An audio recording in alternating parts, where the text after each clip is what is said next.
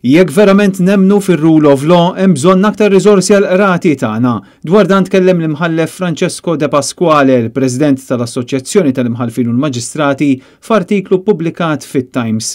L-imħallef De Pasquale jwissi illi jekk se jibqa' jkun hemm l-ostakoli biex jinġiebu aktar nies jaħdmu bħala supporting staff fil-qorti u ma jingħatawx aktar riżorsi, se jkun ferm diffiċli biex tassew titwettaq fil-prattika il-ġustizzja u s-saltna ta' dritt. Huwa jwissi li jekk ma tittieħidx azzjoni urġenti, is-sitwazzjoni fil-qrati se tibqa' tiddeterjora.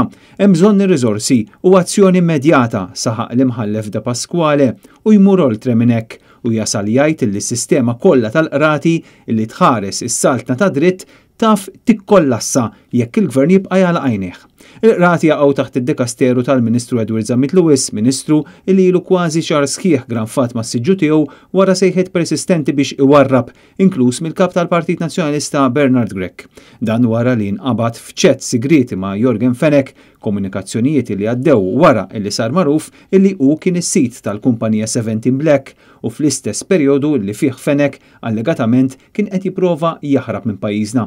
Intant issa nkixef ukoll kif il-Ministru tal-Ġustizzja u l-Governanza kien juża lil Fenech biex jagħti jobs lin-nies, xi ħaġa li Edward Zammit Lewis ma ċaħadx.